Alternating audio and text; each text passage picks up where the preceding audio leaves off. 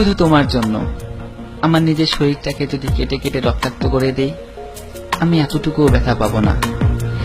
কিন্তু যদি কোনো কারণে আমায় ভুল বুঝো, তাহলে এই ব্যথা আমি সইতে পারবো না।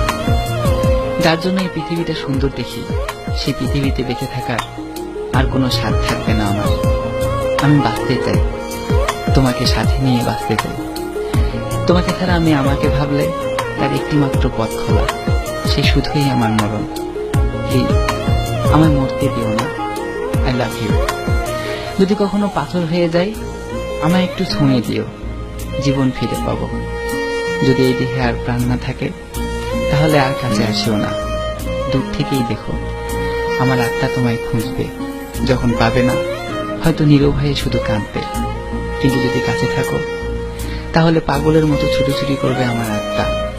অনেক মানুষের ভিড়েও তোমার সামনে এসে চিৎকার করে কাঁদবে। আত্মার আত্মচিৎকার কেউ শুনবে না। সমস্ত স্মৃতিগুলো মনে পড়বে, দুজন একসাথে বাঁচতে পেরেছিলাম, কিন্তু এই সময় এই সংসার আমায় বাঁচতে দিল না গো। তোমায় দেখলে বেঁচে থাকার অনন্ত স্বাদ মরে গিয়ে হয়তো জেগে উঠবে, কিন্তু মানুষ মরে গেলে শত মিনতি করেও আর জীবন ফিরে পায় না।